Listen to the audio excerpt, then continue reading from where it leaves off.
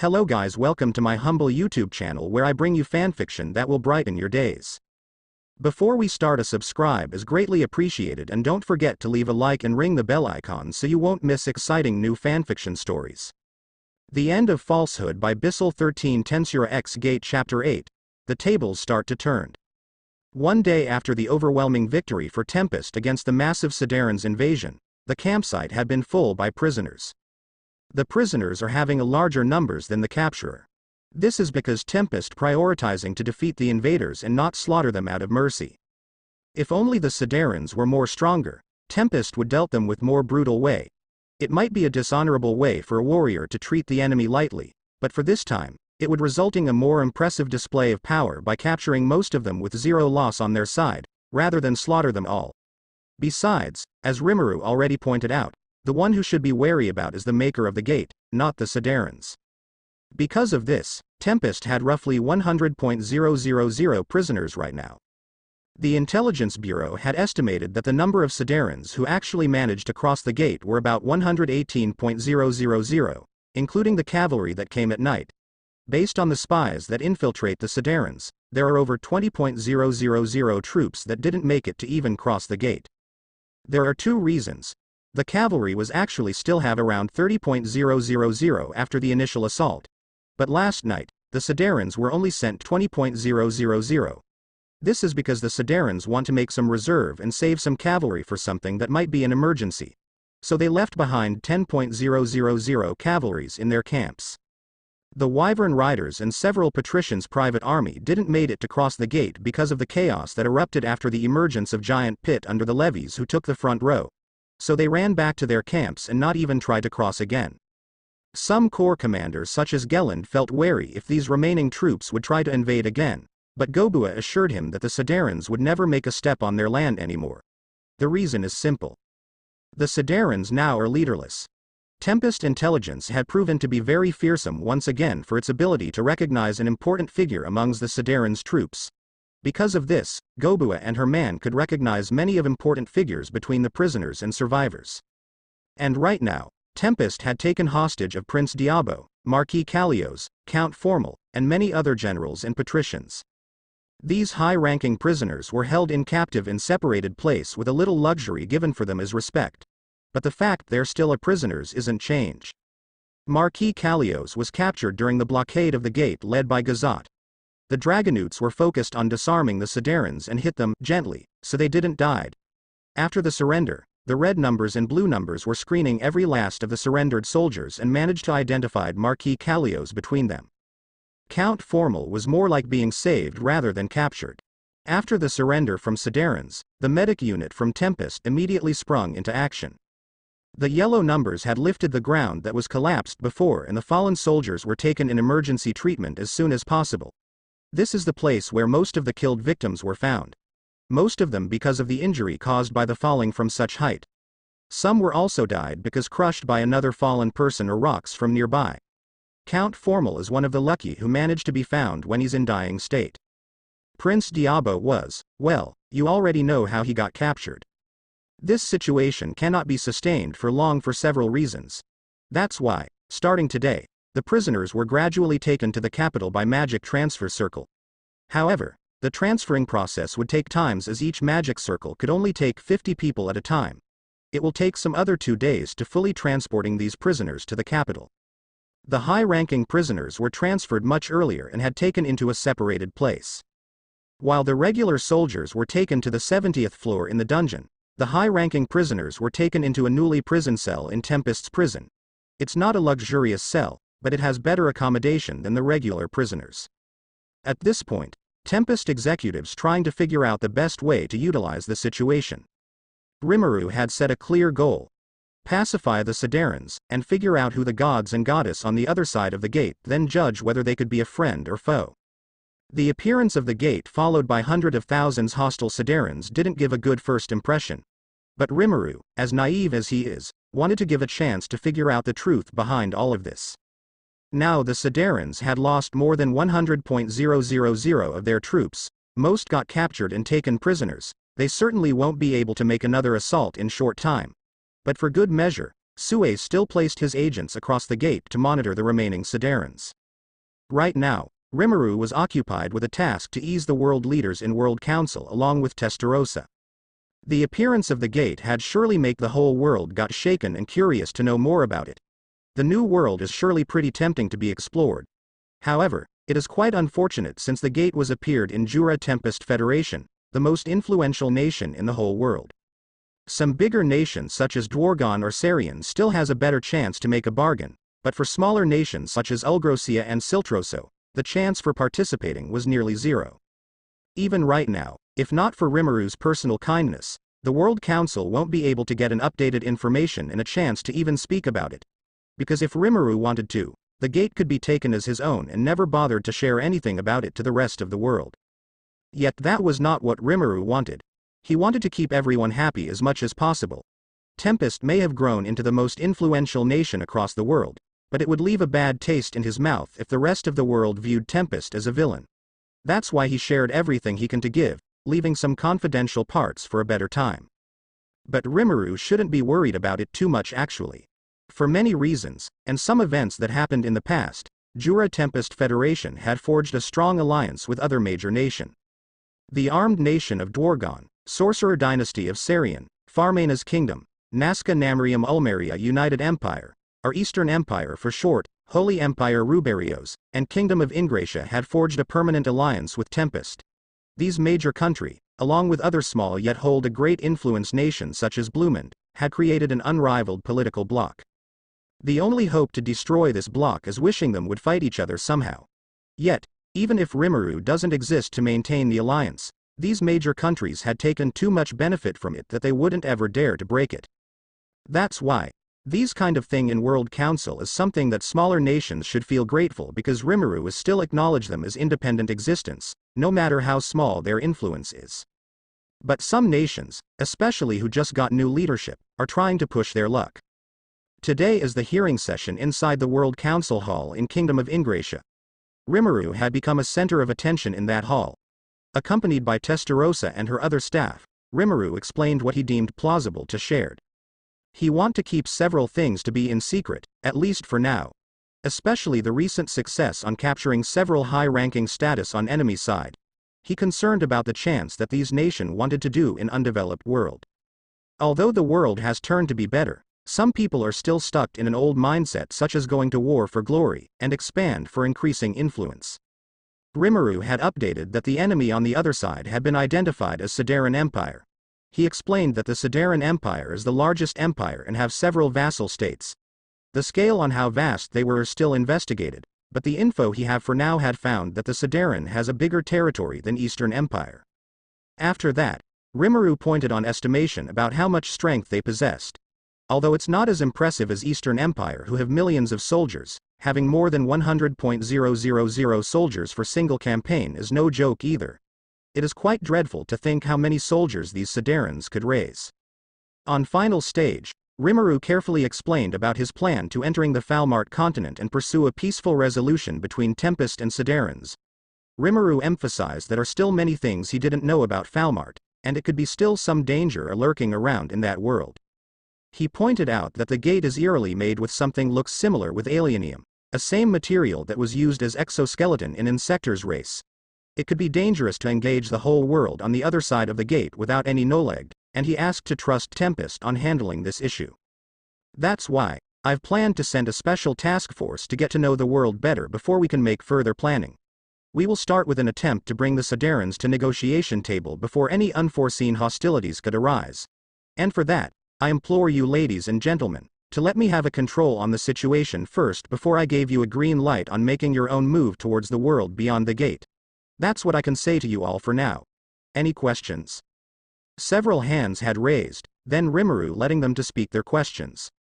Many of these questions were good and yet simple question.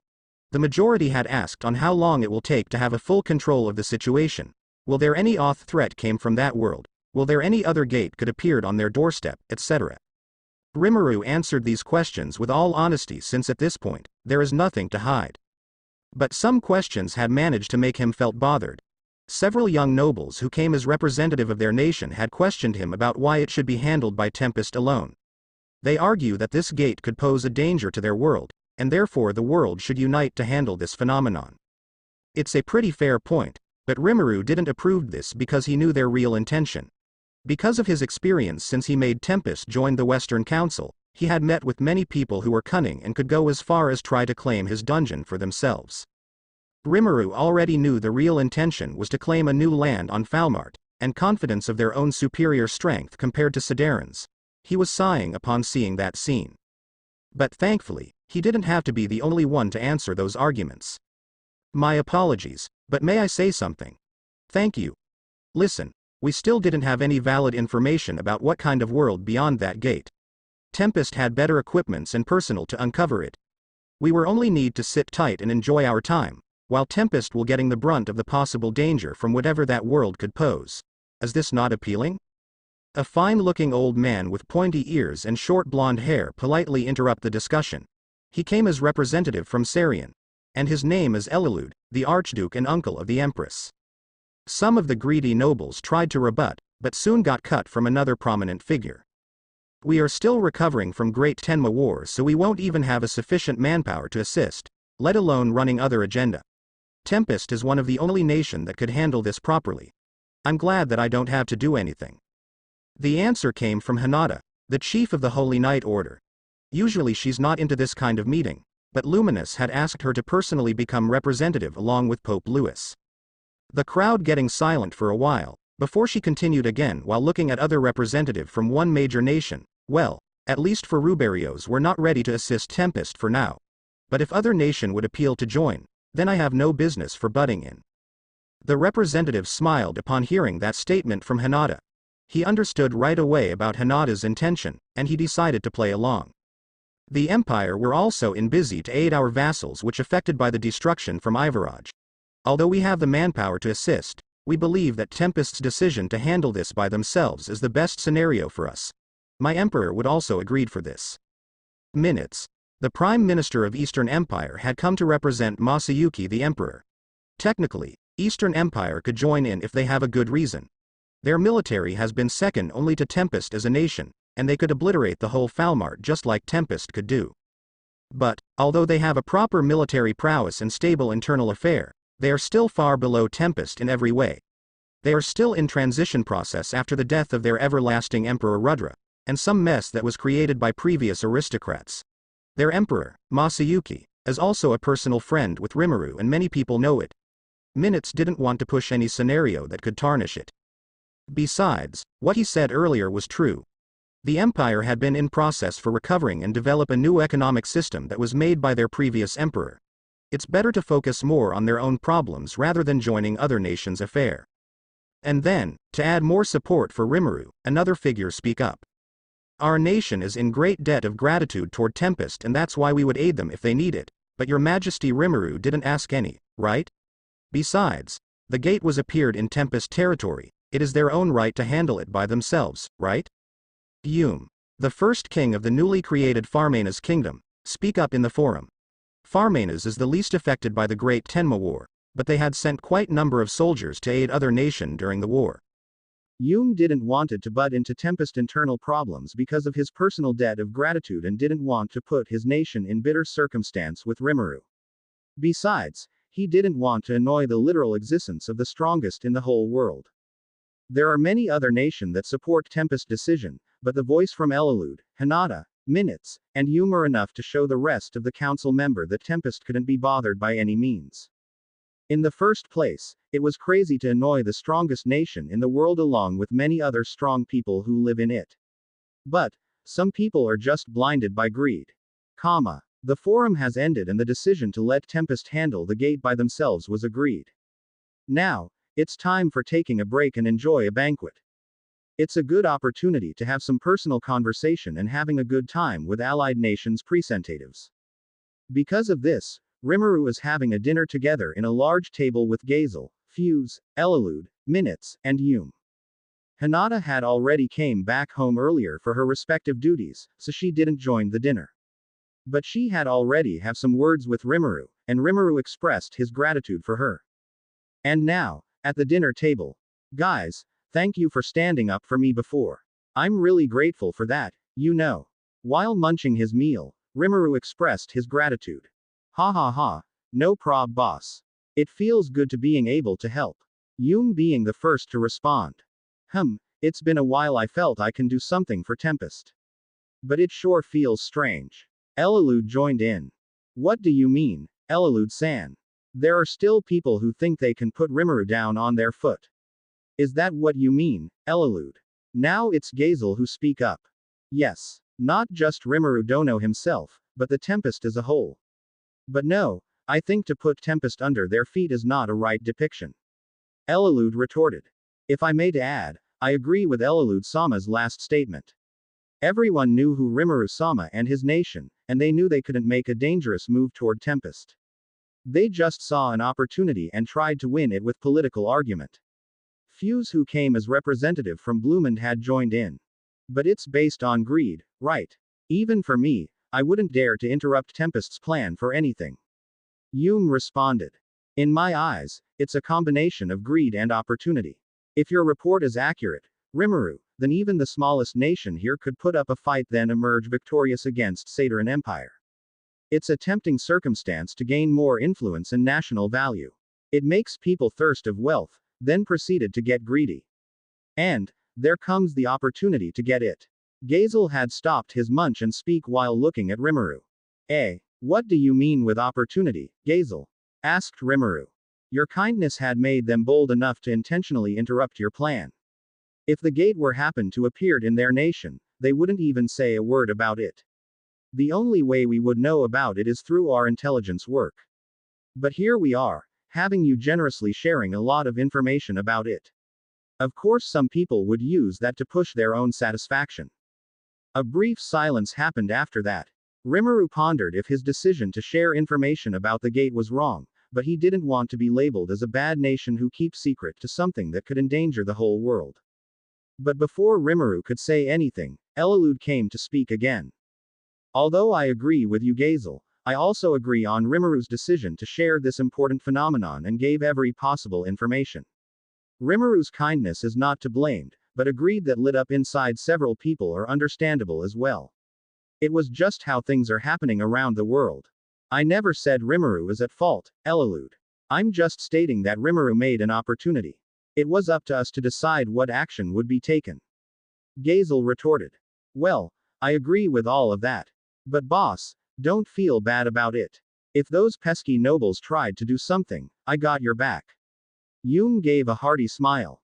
Hearing that statement, Rimuru somehow were able to smirk. Thank you, Yume. But I also think Gazel is right. Do you think I should keep doing this? Or it would be best to just keep it by myself?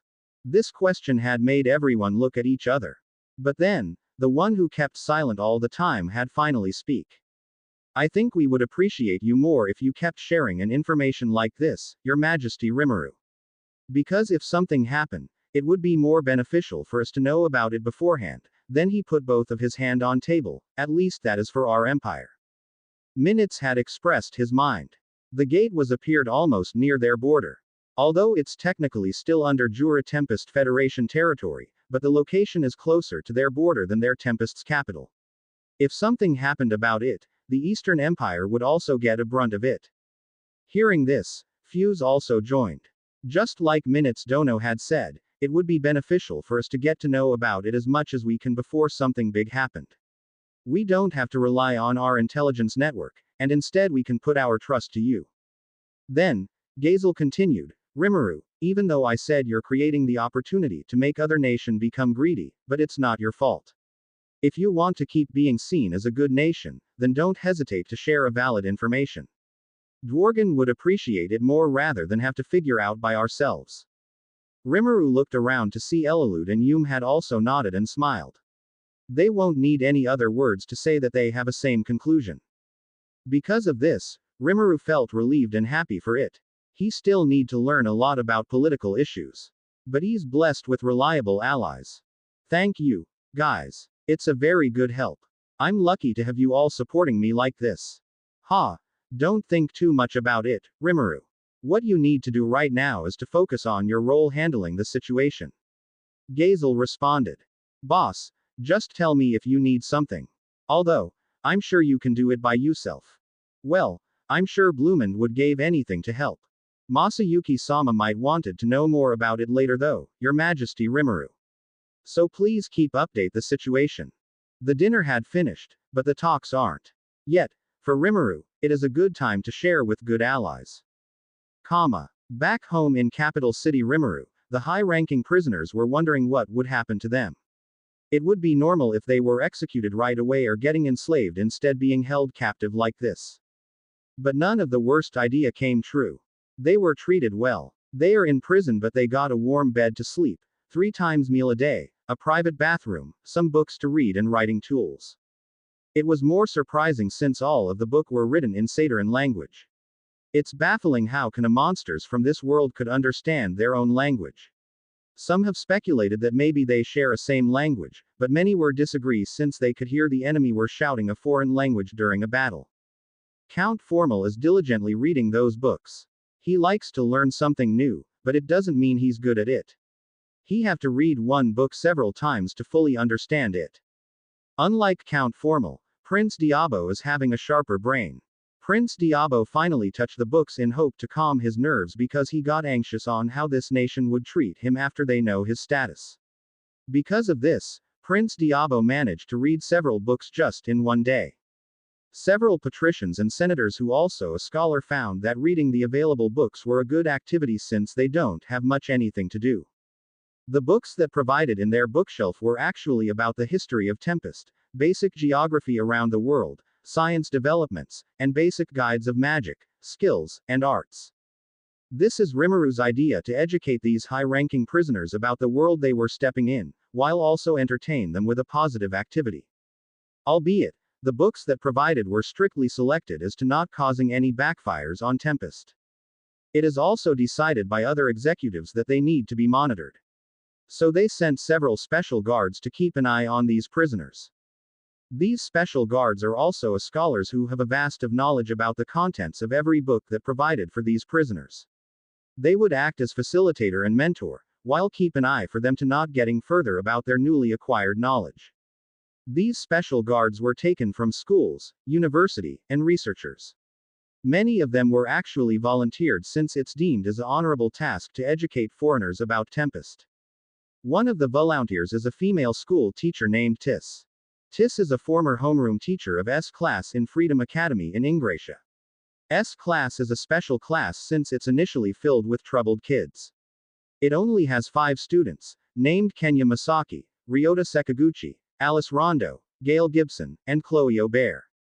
These 5 kids are troublemaker, but it's understandable since they would die in less than 5 years. Only after Rimuru had come and become their teacher that these 5 troubled students become obedient. There's many story about this, but Tis is satisfied with the fact that these 5 students were finally being able to be saved. She take the honor of succeeding Rimuru to become their homeroom teacher until Rimuru taking them into his own care. Ever since then, Tis had sworn she would never leave any troubled student ever again. She idolized Rimuru and felt a debt of gratitude toward him because he had opened her eyes about the important thing about becoming a teacher. And so, after hearing the need of volunteered to become a special guards for the captured invaders, she took it without any hesitation. Perhaps, she thought, it will ease her debt of gratitude while also improving herself. This time, she wouldn't face a troubled young kid. This time, she would guide an adult who's done a wrongdoings. Excuse me, Tis-san. Yes, Count Formal. On today occasion, Count Formal is allowed to get out from prison to wander around the city with a guard following around. This is also a special treatment for those who want to learn more about Tempest. During the outing, Count Formal noticed that all of the citizens spoken a foreign language. He couldn't help but to wonder about something. I've been wondering all this time. How could you understand our language? Oh right, you must be wondering about it for all this time, right? Tis giggling upon hearing the question, but soon answered, it's because of this device, Count Formal. She turned her body sideways, lift her hair, and pointed her right ear. There, Count Formal could see something round-shaped has filled the ear hole. What is that? He asked. It's a translation device, Count Formal. This device allowed me to automatically translate your words and mine so we can understand each other during conversation. The mechanism is inspired by the extra skill, magic sense, which transform the sound wave around magicals become an information particle that could be perceived by ourselves, without having to know about your language in prior. This is newly made. Amazing, isn't it? That's very amazing. Count Formal has been learned a lot ever since transferred into this prison. He already absorbed by the books, but now ever since Tis had come to accompany him study during the day, his knowledge about this world has been one of the best between the prisoners. Because of this, Count Formal had been mesmerized about this world, especially about Tempest. He have been wondering how can he's been saved from those fatal injuries ever since he regained consciousness. Only after learning about potions in this world, he knew that was being used to heal his injuries. He have learned about this world's lifestyle, literature, culture, important figures, and scientific knowledge along with its magic, skill, and arts. He concluded that Jura Tempest Federation is far more superior in every way compared to the Sateran Empire. He saw there's no opportunity for the Empire to win a battle against Tempest. But the most prominent thing he have learned is the one figure who lead this great nation. Rimuru Tempest. Not only in books, but Tis also tell him about all of his greatness with personal emotion. At first, Count Formal felt a lot of skepticism about how these books portrayed their king. It must be just a propaganda or fake stories to uplift his image. But the skepticism finally cracked when Tis shared her personal story. I have known him personally, do you believe it? Well, I'm not sure. I mean, he's a king, right? How can he know you who's only a mere school teacher? I know, right? But here is the amazing part. I know him ever since he became a teacher as well in our school. Tis smiled proudly, remembering those days when she didn't have any clue about who Rimuru really is. Teacher. Isn't he a king? Yes, he is. But he hide his true identity, and formally accepted as a teacher. He become a homeroom teacher of a particular class where the students are in troubled condition. There is no teacher, except for our headmaster, who dare to come in their class and educating them. That was my dark history. Tis could never forget the day she ran away from the class, abandoning the students in bad state. It was a day she condemned herself as a failure as a teacher. But there he is. Rimuru-sama without hesitation accepted the role, and immediately make a bond with the students.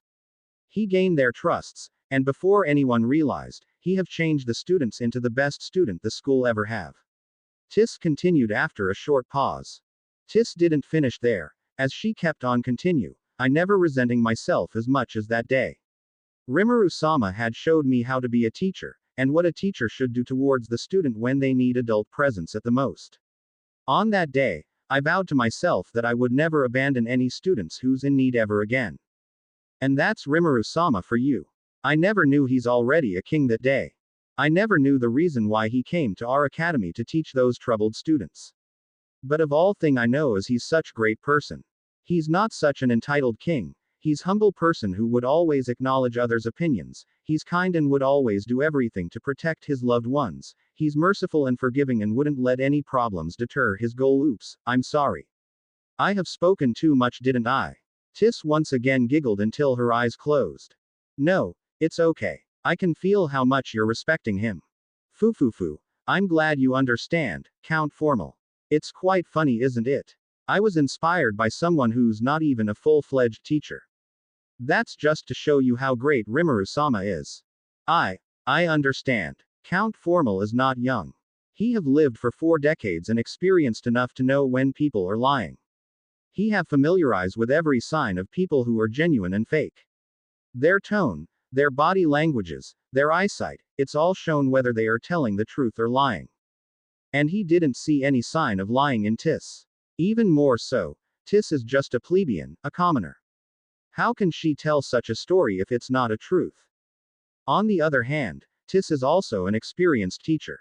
She noticed the troubled look on Count Formal's face. In her guess, Count Formal might be didn't believe her story, but couldn't find any reason to not trusting it. I don't know much about your world, Count Formal. But in this world, I also knew some of the kings who had a bad reputation but tried to cover it with heroic tales. But I assured you, Rimuru-sama is none of that kind of king. I think you'll understand once you meet him. Ha. I don't think I would ever have a chance to meet His Majesty. But probably, His Highness Prince Diabo would. Who knows? Rimuru-sama liked to socialize. I wouldn't doubt if he's going to came by here sometime later. That sounds weird, Tis-san. Fufu. Like I said, who knows, right? Ah, the time is up. I'm sorry, Count Formal. I can only accompany you this much for today. Let's talk a lot more again tomorrow. Then, see you again, Count Formal. See you again, Tis-san. While Tis can go freely, Count Formal on the other hand was escorted back to prison. There's some routine schedule for the high-ranking prisoners. They have time for study with special guards, they have time for taking a break, they have time for having a meal, and lastly there's a time for them to have some freedom to gather around in a particular room to have a chat with each other. The room was called the social room. It's opened once a day at nighttime. The high-ranking prisoners were given a free time to have a chat in that room. This is purposed to make them still in touch with each other, and to show how well Tempest had treated them. Of course, during this time, the room were also being guarded by armed guards. But they didn't disturb any activity as long as they still obedient and didn't cause any ruckus. There's around 50 high-ranking prisoners that being held in captive. Most of them are patrician who also a part of senators, but some of the prisoners were also a high-ranking generals in their military.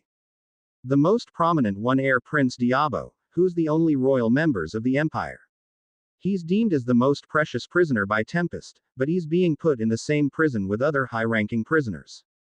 On this occasion, they would trade information with each other. At first, they have tried to gain every knowledge that could be used against Tempest. Some were even trying to figure out a way to escape the prison. However, after several days, these prisoners had completely changed their topics into the greatness of Jura Tempest Federation along with its king, Rimuru Tempest. Unbeknownst to Rimuru, the content of books and special guards who assigned to facilitate the prisoners for learning about this world, had, slightly, turned into a smooth storytelling about Rimuru's greatness. It is understandable since the one in charge of the idea was none other than Diablo. With a careful calculation, Diablo had slowly emphasizing the content into the story of Rimuru's glory such as the triumph against Orc Lord, the appointment as Chancellor, the schemes to defeat Falmouth, the overwhelming victory against Eastern Empire, and the recently evolution into a supreme god of the whole universe. He also selecting the special guards who have a good personal relationship with Rimuru so they could share their own personal stories to the prisoners. It's something wicked to be done, but it's surprisingly aligned with Rimuru's goal. There are still some skepticism among the high-ranking prisoners, but they have acknowledged that they have invaded a most powerful nation in a whole world. One of them is Prince Diabo. He still have some doubt about the part where Rimuru had ascended to become a supreme god after inheriting Veldenova's power, but he understood fully well that they have step on Titan's foot. There is no way the Empire could win against this kind of nation. In fact, he felt lucky that Tempest is very kind for treating him with respect. It is no way this world filled with barbarians. On contrary, after learning everything he can that day, he felt that he's the barbarian. The knowledge in magic has been far more advanced than Rondell, the lifestyle for commoners is more comfortable than some of his aristocrats, and the whole world have a different yet efficient way to maintain a peace. Many of the prisoners had trouble to understand the idea of maintaining the peace without conquering any neighboring nations. But after several days having a conversation with the special guards, they slowly but surely begin to understand the idea of unity without having to trample them under their thumb. This new concept has made all of them rethinking about their way of running the empire. But truth to be told, this new concept wasn't really new as well. There's one particular person between the senator from patrician class who sought an equal right for every citizen. He declared his land are free from discrimination and many of the aristocrats labeled him as demi-human lovers. That person is none other than Count Formal. He's been branded as weird ever since he inherited the title from his father, and somehow managed to have a place in Senate. He employed many demi-humans races to work in his mansion, accepting them as his own people, integrate them with humans around, and always sought a peaceful way whenever a conflict happens. His view was seen as strange and sometimes idiotic. But turns out in this world where everyone share a same view as him, a paradise had successfully been made. It seems we're wrong about you after all this time, Count Formal. On today's occasion, Prince Diabo decided to have a talk with Count Formal. I'm glad you finally admit it, Your Highness. Count Formal smirked. It's been a week since they were taken captive here, yet all of them had found the place as comfortable as home. Hey, look at you. Now you can show your smugness. But I admit, Count Formal, I was wrong this whole time. Prince Diabo then sipped a tea from a cup on his hand. And I'm glad I was right all along. But please don't be too hard on yourself, Your Highness. Instead, we should be grateful for this chance. That was easy for you to say. Me and Kalios had brought you and 160,000 of our own people to attack this world. The weight of responsibility lies heavily upon me. That decision had brought us here today, Your Highness. If we didn't decide to invade this world, our eyes would forever shut. After all, I also having a hard time in Empire with my own way of thinking. It's refreshing to know that my idea isn't wrong at all. Good for you then. But it leaves me with a great dilemma. What dilemma? I was pursuing the throne all this time, fighting Zorzel behind everyone's back. He's a fool, but he still have a brain. I always thought I would be a better emperor than him, but after I learned about Rimuru-sama. I understand. They both got silent for a moment. Diabo has been struggling with his inferior complex toward every of his siblings. He's not a crown prince, he didn't manage to raise his own order like Pina, he didn't have any achievement. He's simply just there, being one of the emperor's child who could be replaced anytime. He's longing for acknowledgement, he want people to know he's alive and can do something. Yet, right now, after learning how Rimuru raised this nation from a simple village, had made him questioning if he even have a quality to become an emperor. Perhaps Zorzel is better than him and that's why his father still chose him as successor. Perhaps after all this time, his action to tackle Zorzel ascension was wrong. He thought he knew how to make the empire to be better, but he had brushed off the only person who knew how to make the world become better. Your Highness, I don't think this is a right time to say it. But, if you wanted the throne, you could still have it. Diabo raised his eyebrow, not expecting those words. What do you mean, Count Formal? I've been thinking lately. I tried to figure out Rimuru-sama's train of thoughts. There are two major wars that pick my interest. A war against Falmouth and war against Eastern Empire. Have you learned anything about it? I remember reading about it. It's staggering victory for Tempest, isn't it? Yes, it is. But I found something interesting about it. What is it? Both of these wars ended in almost the same result. Rimuru-sama instigated a civil war inside Falmouth, and then he installed a new emperor in Eastern Empire. Although it has more details that cannot be ignored, but in the end they ended almost exactly the same. Because of this, I think Rimuru-sama might use you to change the empire in their favor. Diabo's eyes widened, he's sitting there like a statue with a blank stare. He knew what Count Formal's been talk about. He have read and hear the story about it. Yet he didn't realized about that part. Some spark has been lit up inside his heart. A ray of hope had start to illuminate his mind. However, that's still uncertain. After recalling more about this two wars, he can't help himself to being pessimistic.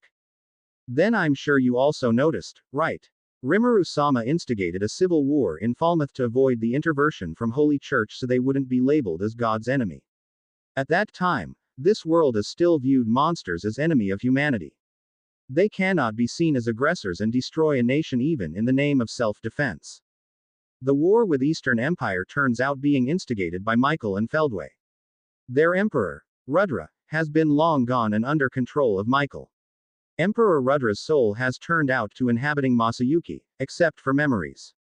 It's understandable to make Masayuki as the true emperor because of it.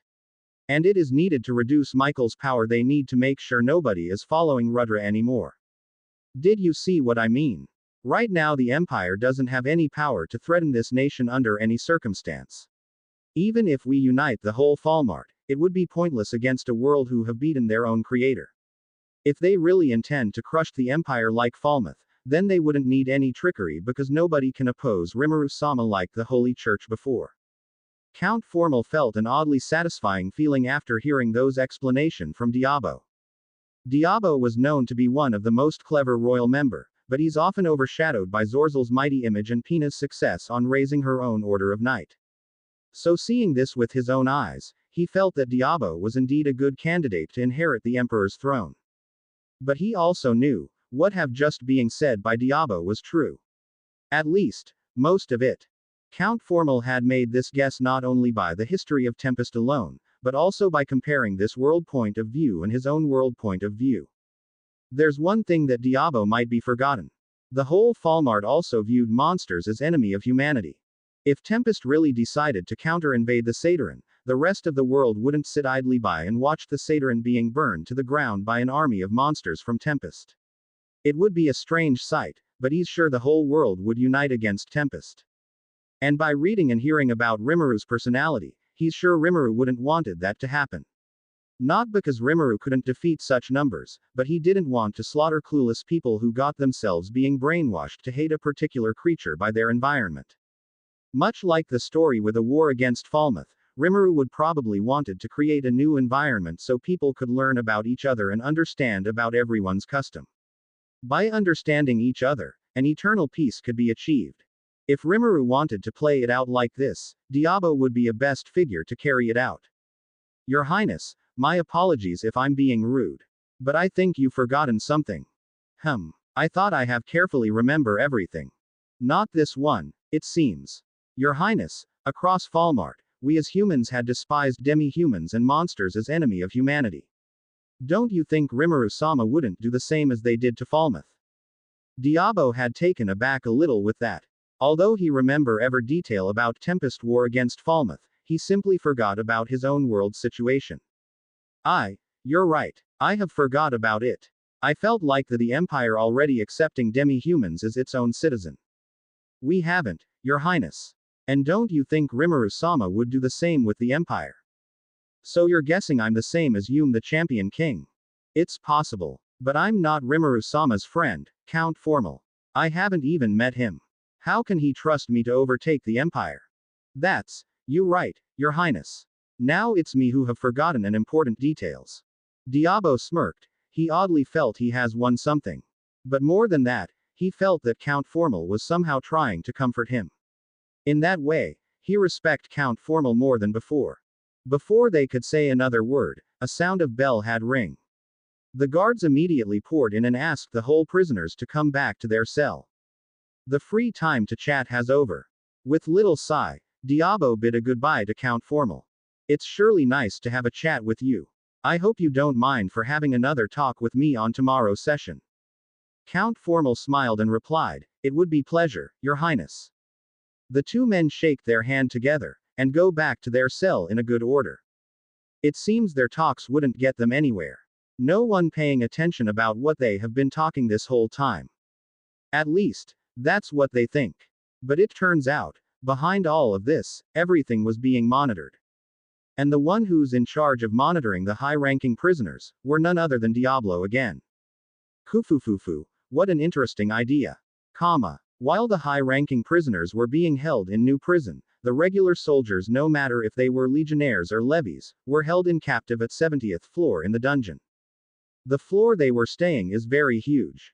They were given a tent and some basic living accommodations such as sleeping bag, basic cooking ware, portable toilet, and a same meal 3 times a day. Sometimes they were sent with a raw ingredients such as bull deer meat, dragon's egg, spear toro fish, various kind of vegetables and fruits. It is up to them to cook the ingredients. The one in charge of the whole prisoners are Adalman's party. The sight of more than 100,000 prisoners being held in captive is sure bring back memories for Adalman. Adalman-sama, you seem to be in a good mood.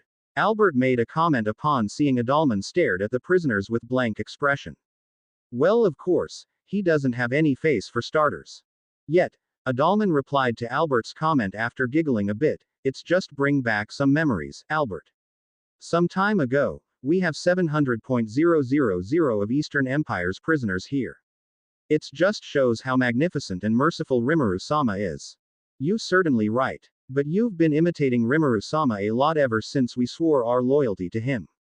You're also magnificent, Adalman-sama. Kukuku, my dear friend Albert, we all have learned the right way to live under Rimmeru-sama's guidance. I feel a great pity towards these Satyrans who's born without having Rimmeru-sama as their god. The statement could make Rimmeru felt a sudden chill in his spine, but for many other of his subordinate, this statement is nothing but truth. Because of this, Adalman and Albert had regularly preached about Rimuru's greatness and persuade them to find a salvation under Rimuru's blessings. It's been days since they first time did it. On first day they arrived at the dungeon, there's a huge panic since the guardian and inhabitant of this floor were the undead. For the Satyrians who never saw an undead before, they were surely frightened and panic as Foz is trying to escape. But there's no escape in dungeon. It takes time before they could accept the presence of the undead in positive way. It's all thanks to Adalman's patience to educate these Satyrians about the undead and their role in this place. After accepting the presence of the undeads, the Satyrians always being preached by Adalman about the greatness of their god. At first, all of them were skeptics since they too have a god to worship. But after several days being preached, and hear more various story about Rimuru, they have completely fallen under the charm of Adalman's way to preaching. It's not strange since Adalman is a former cardinal who used to spreading luminism back in the day. As the result, after a week of constant preaching and served with gracious things during their time as prisoners, many of them had abandoned their old god and gods and convert to worshipping Rimuru. It's fortunate, or maybe unfortunate that Rimuru is too busy to know what's going on to the Satyrians prisoners so he won't be able to stop it before it's too late. Meanwhile, someday in the government hall. I also thought this is a good idea, but, Diablo, what have you done to them? Rimuru felt his head is getting some ache, even though physically he didn't have any. Kufufufu, I educate them about the greatness of Rimuru-sama. There are many materials that support the fact. I personally would praise these authors who have done a perfect job to describe how great yo. Alright, I get it. He wiped his eyes with his hand, then leaning back on the chair. I should have known, he thought. He felt an instant regret for appointing Diablo to make his idea to be applied. He should have known this will be the outcome if Diablo was in charge. But at least, it doesn't cause any harm to himself, but it's still too much for Rimuru to knowing that these prisoners had turned to worshipping him. On contrary, Diablo felt an immense of joy after successfully make the prisoners admiring Rimuru. It felt like a hundreds of triumph.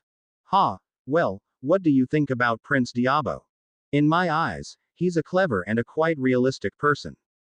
He have some sort of thirst for fame, but I think it's more like he's desperate for acknowledgement. He can easily become a puppet if we can use him right, Rimuru-sama. Rimuru is getting used by Diablo's insensitive words, but it doesn't mean he always accept it. Diablo, I don't want to use anyone as a puppet. So please refrain from using those terms. Also, do you think this plan could work better than our initial plan? My apologies for my earlier mistake, Rimuru-sama. And to answer that question, I would say yes. Because although I agree with a way to pacify the Satyrian Empire with peaceful way is achievable, it would take a long time and could raise unforeseen problems the longer we stay there. But if we used their internal figure to make the Satyrian Empire stop their hostilities toward us, all we need to do is to support him. You have a point.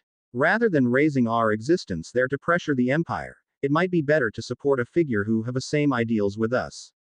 But with this, you're suggesting to instigate a civil war in their empire, is it not? Unfortunately it is, Rimuru-sama. But in my opinion, even with our initial plan, an armed conflict would also happen. But with this civil war, we can push our terms to them. And if we do this, we can confront their gods and goddess such as Hardy in better circumstance. Because we didn't just pacify the Satyrian Empire, but also making them on our side. In Rimuru's mind, Diablo's suggestion has a point. It's eerily similar with how he dealt Falmouth Kingdom. Rimuru can't send his forces other than the human one to Falmart because of the discrimination against demi-humans and monsters.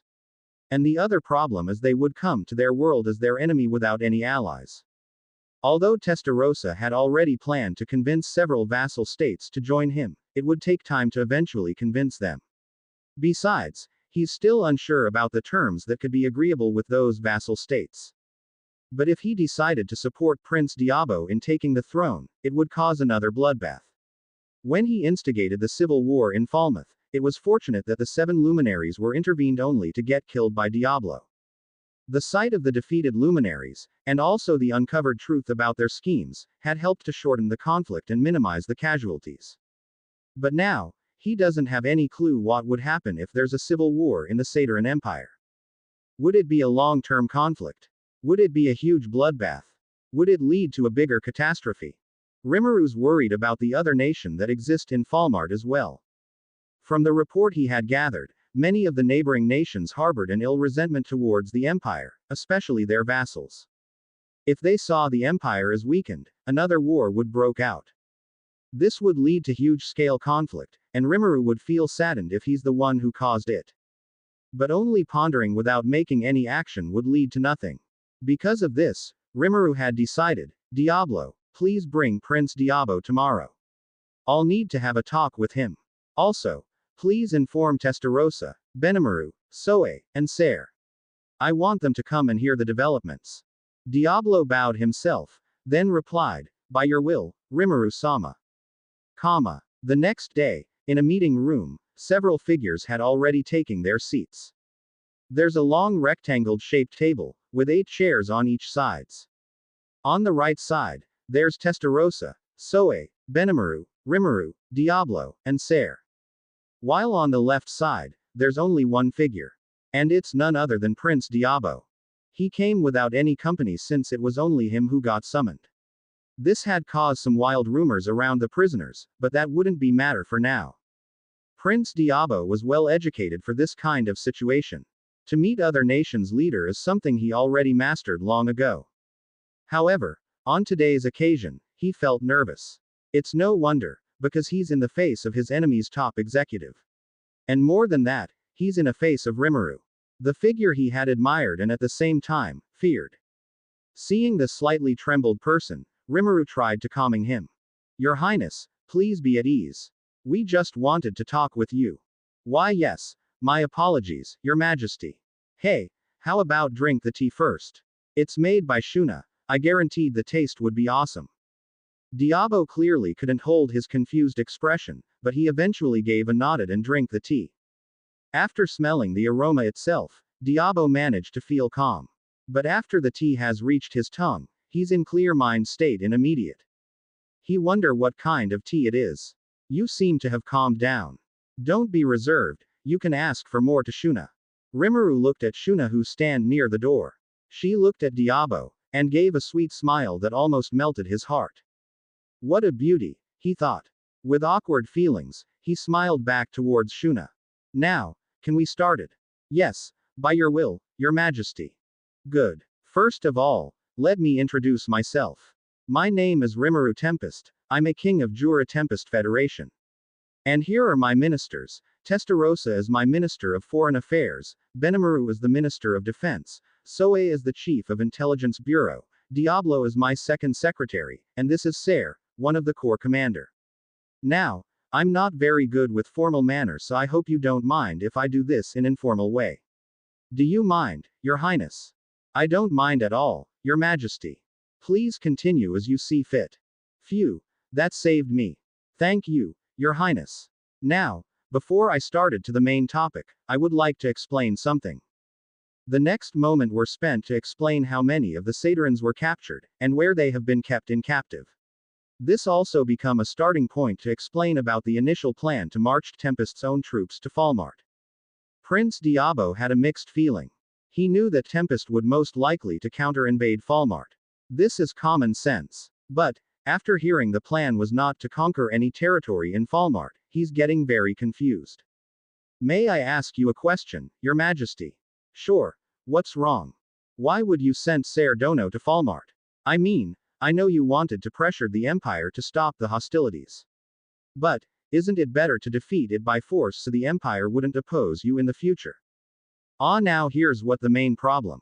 Your Highness, there's a reason why I decided to share our literature and our history during your imprisonment. There are many reasons, but I would say one of the important reason was to give you a better picture about the scale of our reach. I presume you already learned about the Great Tenma War. I have, Your Majesty. Then, you might understand we were wary of any kind otherworldly powerful creature. We have a bad history with creatures from outside of our own world. And from your world, it also didn't give us a good first impression. Although, no offense Your Highness, I find that the Sadaran Empire to be, not as strong as us, but creating a portal to connect between two worlds is not an easy feat. We have known that you're not the one who created the gate. But someone from your world had successfully managed to make a portal that could bend a time and space and safely transferred hundreds of thousands people to cross it. And that someone is the one we're looking for. Diabo raised his eyebrows. Do you mean you want to chase down our god and goddess? Hearing that question, Rimuru scratched his back of his head. He didn't mean it that way, but of course it would be sounded like that. Well, we don't necessarily hunting them down. We just wanted to know who they are and why they do this. It's alarming to know there's another existence who could bring hostilities towards us without a warning. We would need to judge them whether they're harmful or friendly. Rimuru paused a moment, sipping a cup of tea, then continued, well, I just hope they do this by mistake. But I'm not sure either. It feels like they have done it in purpose to make you attacking us. I need to know their motives. It's I understand. This talk had made Diabo really racked his brain out. For all this time, he never questioned about the god and goddess existence. He just knew they exist, and they are untouchable by humans. He just simply thought the god and goddess are there, watching them from above and not interfering with anything. And right now, he's having a conversation with someone who wants to confront their own deities. But he also understands that Rimuru and his subordinates are not a simple person. Heck, they're not a human to begin with. The stories and history that he read had proven how powerful Rimuru and his subordinates are. But it feels like it's going too much if there would be a clash between two worlds' deities. Now he didn't know anything to respond this situation. In the first place, he didn't understand why he's being summoned here. He started to tremble when he think he might need to get caught in this battle amongst gods. But before he could make a respond, another attendees had spoken. Please be at ease, Your Highness. I can guess your thought. But you're overthinking it. We didn't ask you to get involved in our confrontation with your deities. Remember our reason why we want to pacify your empire. Testarossa finally spoke after keeping quiet. Yes. Kufufufu, what an amusing sight. Testa, we're dealing with otherworldly people. Of course, knowing that we would confront their deities is still too much to bear. I presume you're forgetting our other purpose because of this, correct? Diablo asked. Diabo nodded. He couldn't help but to admit that he's losing his focus after hearing their plans about their deities. Testa, I think you're better in explaining it. Diablo remarked, while Rimuru also nodded. All right, Your Highness, in the first place, we didn't want you and your empire to get caught in our confrontation with your deities. That's why we need your empire to stop your hostilities toward us. Because we have thought that your deities had used you and other humans as their pawns. We're appreciating every life that lives, no matter where they came from. We don't want to slaughter the humans who were used as a pawns. And we're afraid that if we didn't stop the empire from keeping your hostility, your deities would use this to declare a holy war. That's why, before we can confronting your deities, we have to make your empire, and any other humans who exist, to see us as a friendly people. We cannot be seen as your people's enemy. Do you understand this? I understand. You don't want us, a normal humans, to get caught in this possible conflict against our deities, correct? Exactly. That's why we plan to send Ser in his special task force to gain influence across Falmart to pressure the empire. We hoped it would cause less armed conflict, and less lives would be taken. We want to defend ourselves from possible threat, but we wanted to do it with the most peaceful way. I understand. But if you have made such a plan, why am I being here? Now that's the main topic that I wanted to discuss. Rimuru leaned forward and put both of his hands on the desk. Main topic. Yes. You already understand our plan, right? But now, it's possible it has slightly changed. Changed. Is that would require me as a part of it? Indeed. And that's why I summoned you today. I'm listening, Your Majesty. Rimuru smiled, along with everyone's nodded. It's time to explain the real deal. Before the meeting with Prince Diabo, Rimuru had already explained the developments including the new idea to his executives. Testarossa just simply agreed and calibrate her own plans with the new idea. Benimaru and Soe only nodded along with the only question of whether Prince Diabo could be trusted or not, and Ser, even though he would get the most affected by the changes, he just simply accepted without any comments. But it's not happened because they are blindly too devoted to Rimuru. It's because they too have shared a same view as him, and agreed with this new idea. Ser might need to readjust his plan, but it doesn't need much change since the goal is still the same. In fact, it would be easier to backing up Prince Diabo than gain influence by their own. All of his men would be sufficient to do this. Benimaru on the other hand were asked to consider about using the prisoners to be used as Prince Diabo's army if the plan was finally implemented. Testarossa also reconsider several staff she would send to implementing this new plan. On initial plan, she wanted to gain trust with the Empire's vassals so she would need a competent staff for doing a negotiation. But now, she just need to overseer the whole process to back up Prince Diabo, and consulate him about future relation with Tempest. But to make this idea work, there is one important figure to be trusted. So, I need to start a civil war in the Empire then establish a positive relation with Tempest. That's right, Your Highness. It would surely causing a lot of bloodbath, but I believe this would also give a more certain result. Rather than gaining influence by our own, it's faster and more efficient if we gained influence from royal member. Besides, Rimuru paused a moment, averting his eyes towards to the ceiling. I don't think my initial plan would be bloodless. Either plan would cause a lives gonna be taken. The question is, which one would give a better result? I understand, Your Majesty. However, are you sure about this? I mean, if I conclude it correctly, you're giving me a support to take over the throne. It's a very big thing to decide. Honestly, Your Highness, I'm not too sure about this either. No offense to you, but I'm worried what I'm going to do is causing a major global conflict. Diabo nodded. Understand the context of what Rimuru has been said. In that sense, it's very possible, Your Majesty. Even if I succeeded, the Empire would be weakened and many nation and vassals would sought the opportunity to attack the Empire. It would cause a more bloodbath. I'm sure you understand how the Empire had treated its neighbor and vassals. That's it. That's the one thing I'm afraid of. Instead of uniting the whole humanity and Falmart inhabitant, what I did would turn out resulting the opposite. Except, Rimuru looking at Diabo's eyes, trying to make him understand without need an explanation.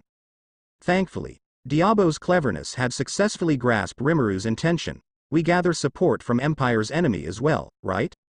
Exactly, Your Highness. We don't have any good information to make a good plan about it, that's why it will be heavily relied on you. I understand, Your Majesty. But it might be simpler than what you think. How's that, Your Highness? What we need is just to win the favor of Empire's vassals, and make a peace treaty with neighboring nations. It will take time to take over the Empire by force, and during that time it's better to start a negotiation between other territories to make them join us. So what are you suggesting is, rather than taking over the Empire with a coup, it's better to snatch its territory one after the another than securing a deal with other nations to prevent them attacking you when you successfully take the throne. Testarossa had leaned forward and joined the discussion.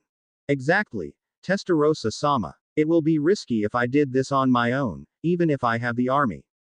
If I'm going straight to the capital, it would only make other territories become hostile and then it became an endless rebellion. The time will be too short for me to make a negotiation with other nation. It would be better to have another stronghold, to introduce myself out there, declaring that I'm different than other empires' royalty, and gaining support one after another from surrounding neighborhood. Impressive, Your Highness. But that mean, you won't inherit the empire's grip around the world like used to be. I'm aware of that, Testarossa-sama.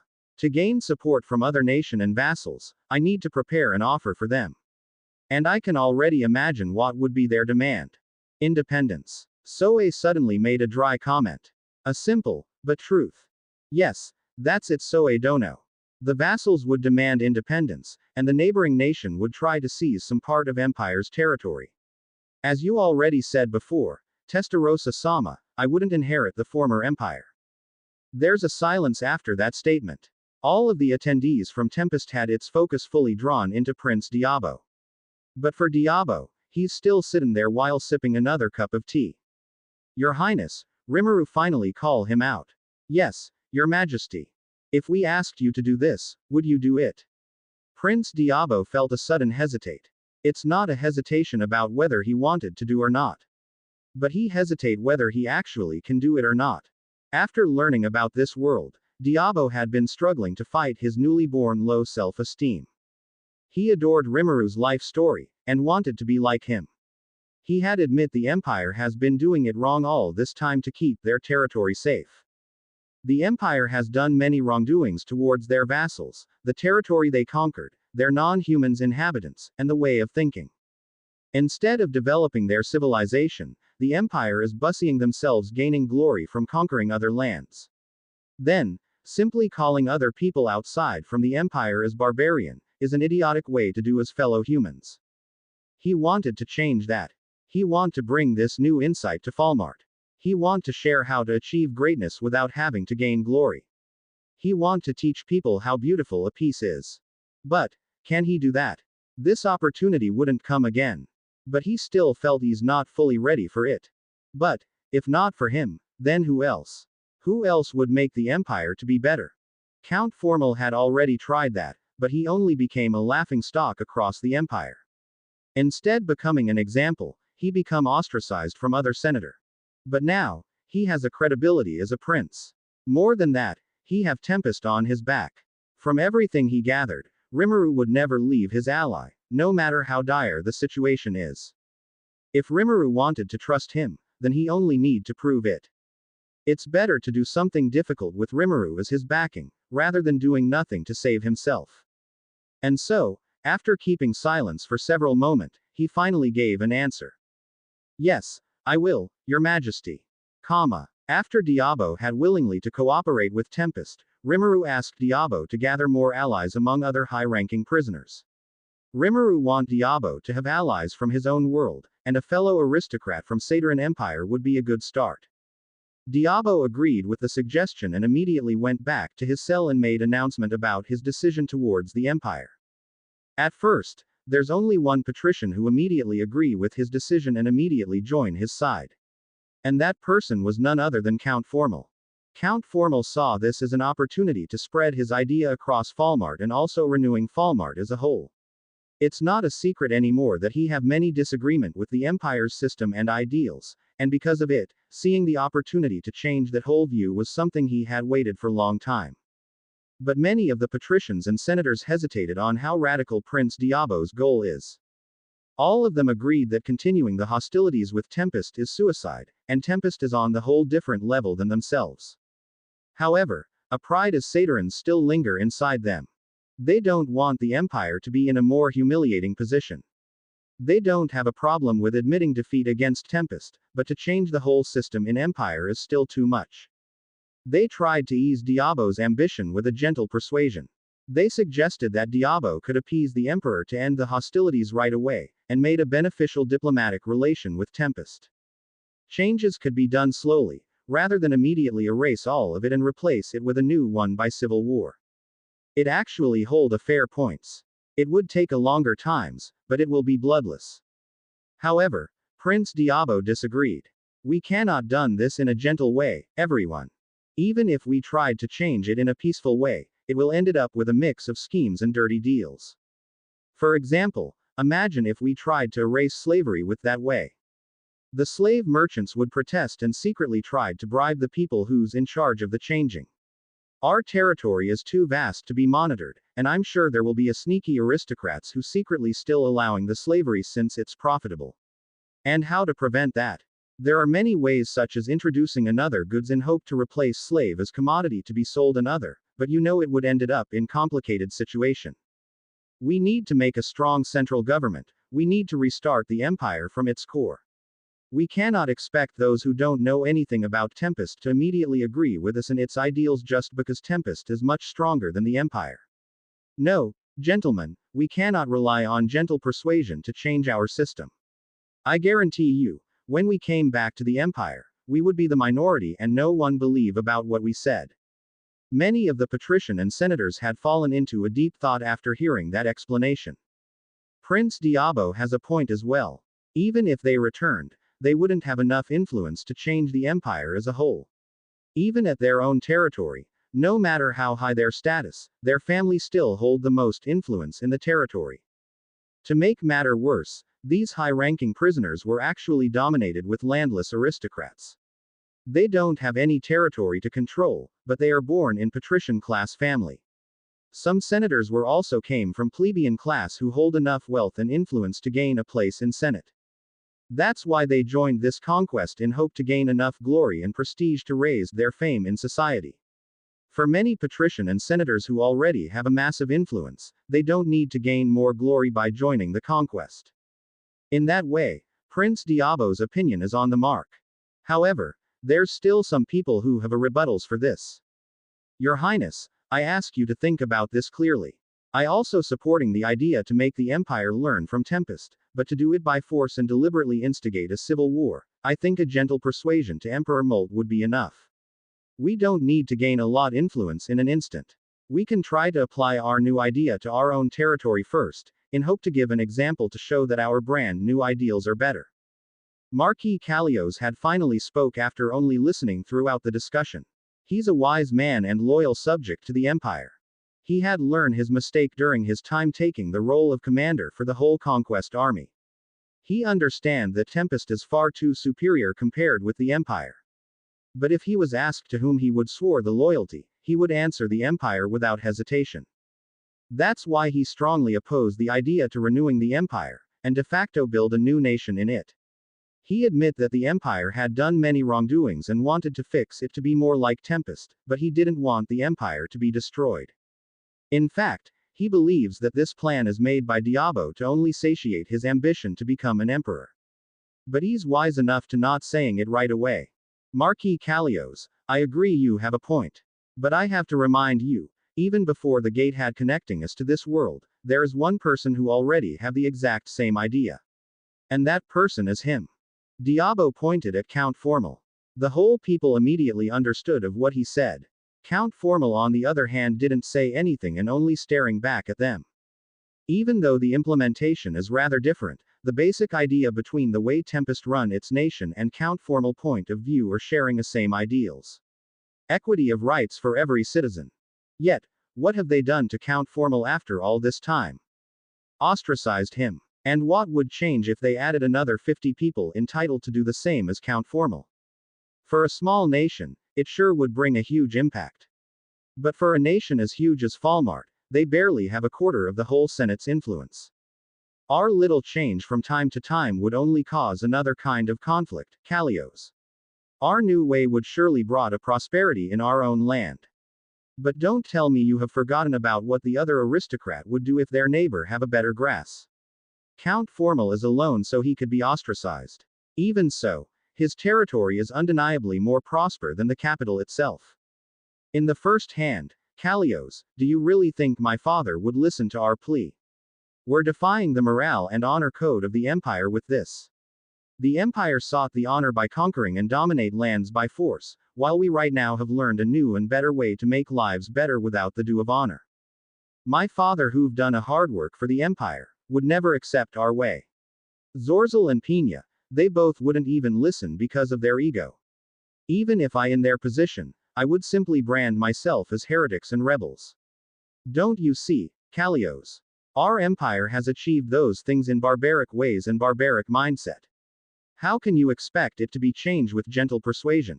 Yet, those words still not enough to convince Marquis Callios. But it's better than to have killed each other, especially between a fellow of Satyrians. Your Highness, I promised you I would give you all I have to support the change for the empire. But one thing I still cannot approve is that you basically wanted to make the empire weaker and lost its cohesion. How could we start a new nation from a weakened state of former mighty empire? We wouldn't even have a chance to start because when you take the throne, our lands would be filled with the presence of other nations. I can't accept that, Your Highness. Seeing Marquis Callios agitated, Prince Diabo was somehow felt sympathetic for him. He understand that he still hold a huge amount of loyalty toward the empire. And because of that loyalty, he agreed on making a lot of major change in the empire after learning about Tempest. But Marquis Callios still didn't want the empire to be completely lost. He rather die than watching the empire lost from its core. In some way, Diabo could understand that feeling. He too, as royalty, had felt a sense of guilt to basically destroy the empire to rebuild it into a new political entity. Yet, he already made his choice. He didn't want to take back what he have decided. Marquis Callios. Diabo look at Marquis Callios with a pity. I genuinely respecting you ever since we were given the honor to take the commander position in the conquest. However, it seems our belief are differ in this matter. It pains me more that our belief were not so different. We have a same goal, but we believe in different approach. I wouldn't back down on my decision, Callios. I believe in reforming the empire from its core would need a harsh and spilled blood methods. But that's what I believe, Callios. The empire couldn't be re-educated, it needs to be reborn. Our empire has grown too big to be changed with a slow pace. I promise that I would make a much better system than our empire. I promise the empire would be much better than now. We don't need a vast territory and huge amount of manpower to be a sign of a great nation. What we need, and what we would give, is a place where the people could live happily. And although I said that I would need a blood to be spilled in the process, I would not let that happen easily. I won't slaughter anyone who stands in my way. I won't kill a person just because our beliefs are different. I also wanted to settle this as peaceful as possible. But I know blood would be spilled eventually. Callios, for the last time, I won't ask you to agree with me. You have your own belief. But so do I. I would do this with or without your cooperation. Because I have make my own decision. Marquis Callios is running over all of his mind to convince Prince Diabo to not doing this. But he knew it will be futile. On contrary, many of other patrician and senators started to believe more in Diabo than their own. It's not because Diabo's way is more efficient or more making sense, but it's because Diabo's determination who made them felt they were obliged to follow him. Just like Diabo, Marquis Callios is also respecting Diabo. He too felt an immense of pain because they actually shared a same vision, and only have a slight difference in the methods to achieve it. In truth, Marquis Callios was also aware his own proposition can be seen as naive.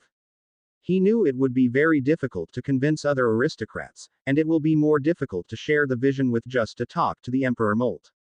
In this proposition, the time that needed was immense as years won't even suffice.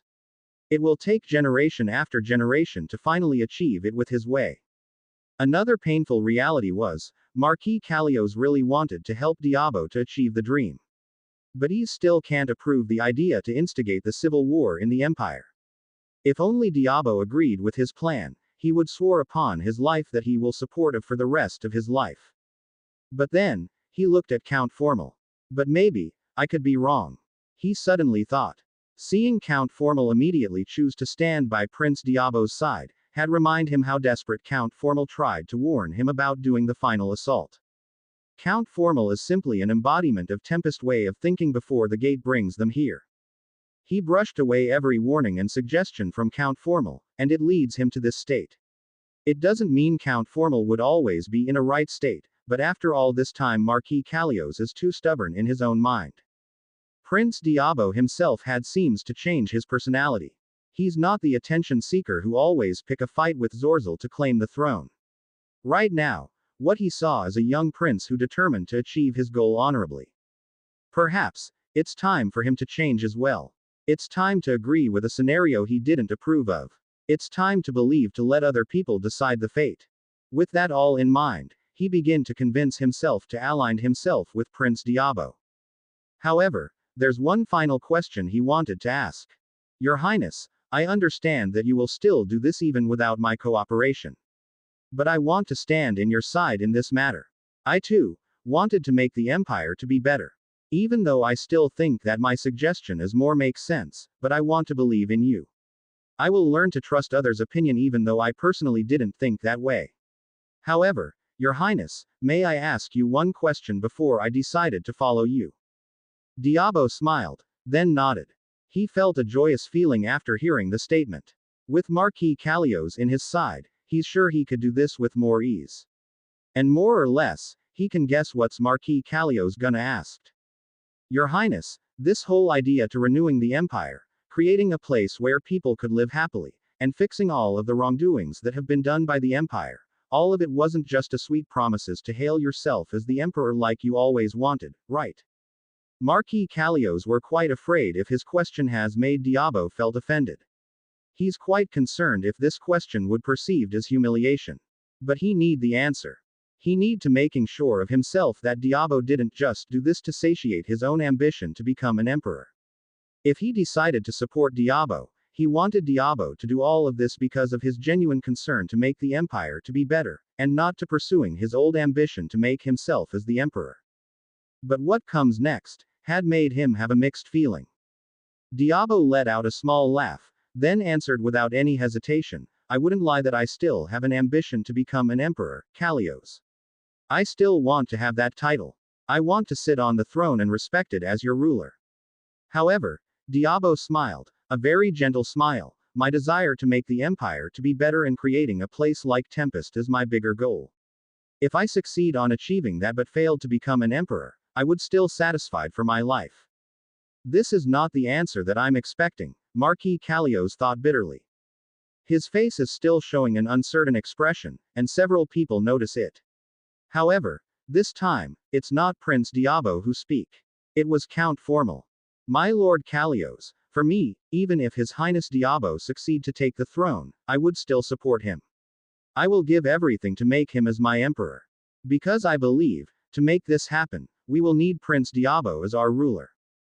Soon, Marquis Kalios responded, Count Formal, you really think the other prince and princess couldn't share this view as their own, isn't it? I highly certain of it, my lord. Even if His Highness Diabo wanted to do this to claim the throne, I would still fight for him with all my life. Marquis Kalios looked around, and saw many of them right now have decided that they would support Prince Diabo in this. Well, having an emperor who can be honest about himself like this wouldn't be too bad, he thought. Then, as final confirmation, Marquis Kalios made a final statement. Then Your Highness Diabo El Caesar, please accept my allegiance to you. Let me fight for you, with all my life. In the next day, Diabo was asked to bring several of his fellow to come to the government hall. He could already guess what's gonna happen, and that's why he brought Count Formal and Marquis Kalios with him. He explained about the possible scenario of why they were summoned by Rimuru. And his guess was right on the mark. Without any further unnecessary formality, Diabo introducing Count Formal and Marquis Kalios. And, without any seconds to waste, Rimuru had prepared an agreement with Diabo. For Rimuru, the initial plan might be cancelled, but the whole goal didn't change. Ser would still march his own troops to Falmart along with his teams. But now, their task is getting simpler. They only need to support Prince Diabo to run the plan. Ser would act as Tempest's reinforcement, and a sign for showing Tempest involvement. Rimuru decided that he didn't need to conceal their involvement, since it would be pointless to conceal it anyway. However, Ser is still holding the highest authority for Tempest contingent.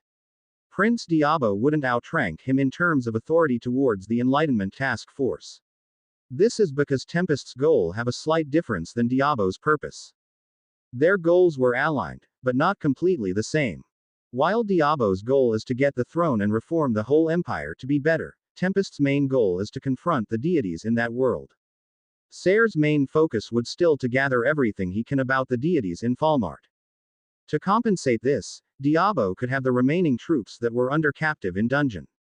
Diabo was shocked to find out there's around 108.854 war prisoners in Tempest. He didn't expect Tempest would capture that many. Tempest would also send a logistical support until Diabo could sustain his own troops independently. To show trust, Rimuru also offered some training for the prisoners so they would be stronger than average troops in Falmart.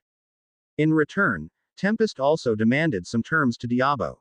To make sure Tempest have something in return in this agreement, Rimuru demands several things for Prince Diabo. The demand is basically divided into two conditions. First is the demand for the time during Prince Diabo is struggling for the throne, and second is the demand for when Prince Diabo had successfully secured his throne. The negotiation went back and forth, but in overall it went down pretty smooth.